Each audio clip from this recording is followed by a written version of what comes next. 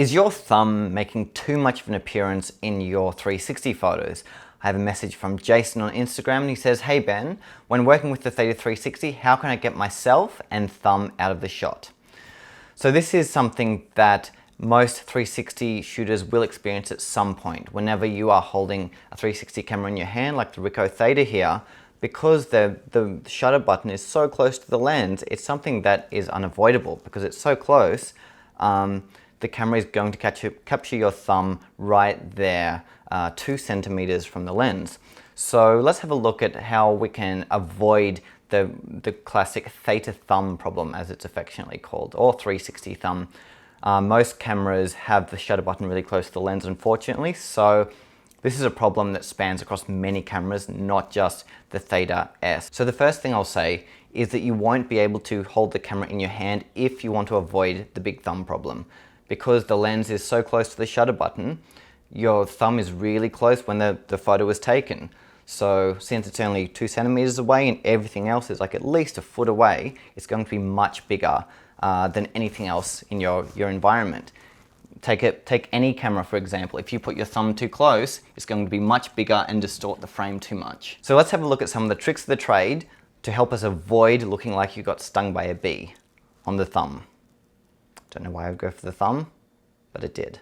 Trying to minimize your physical presence in 360 photos won't really be helped by holding the camera above your head, because since it is so far away from your body, it will draw more attention to just your thumb as opposed to less. As you lower the camera, at least things become even. Now you have a big thumb, but you also have a kind of big head and a bigger body, so things are more in perspective. You can still take some very decent photos with the camera at arm's length in front of you.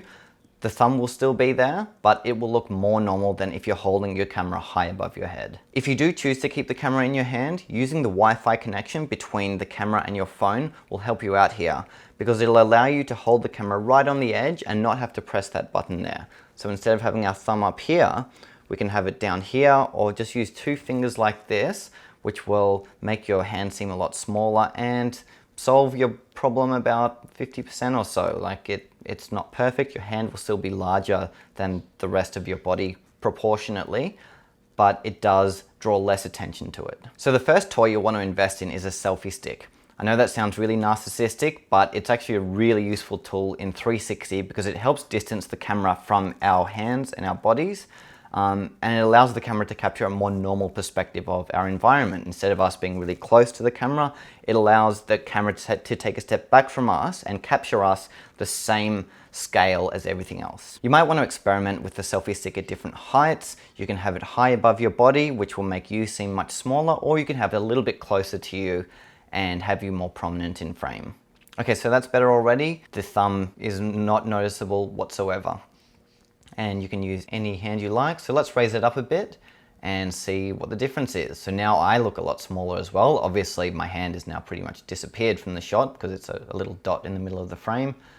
And we have a much higher perspective. So you might want to play with your selfie stick and try a couple of different lengths depending on what suits the situation best. So now you can move your selfie stick in basically any direction and your hand won't be noticeable, your thumb won't be noticeable, and the selfie stick won't be noticeable. Because it's a long black line underneath the camera, it's going to be completely undetectable no matter which direction you point it in. Another great investment will be just a little tabletop tripod. This is mainly for the safety of the camera. Basically, anywhere you go, there's going to be a little bit of wind gust, and every time you put your camera down, especially on a hard surface, you're risking it falling over, smashing a lens, and having to fork out another $500 for a new camera. There's a reason I'm up to my 5th Theta camera, and it's because I trusted the wind not to blow my camera over, and the wind let me down.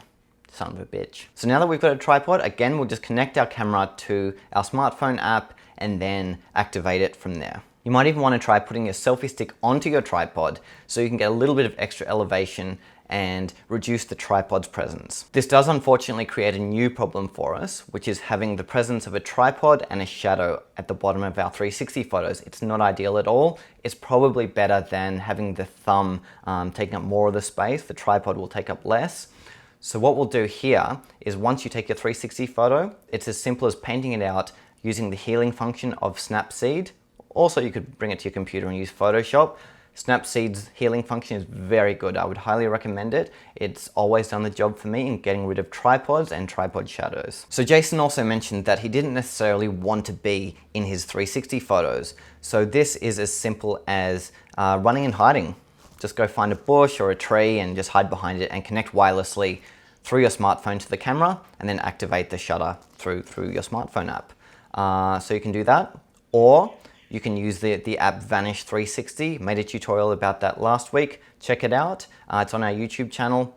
But either one will allow you to achieve that result. If you really don't want to be in your photos, I prefer being in them. Makes them more interesting. People like faces to connect to instead of empty landscapes, but sometimes you mightn't want that. To be honest, I actually don't mind 360 thumb at all. It's a small price to pay for getting a really good 360 photo. Some of my best photos that I've ever taken had my thumb there huge in frame, and honestly, most people haven't noticed because the picture was so interesting to look at. There were so many points of interest that the thumb was just something that was there that they noticed eventually after looking at everything else first. So it really just depends if you've got time to set up your shot or not.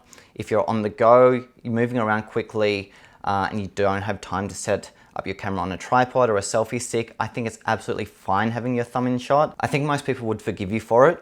However, some photographers are really picky and they really despise the 360 thumb. They hate it in there, it's ruining their images.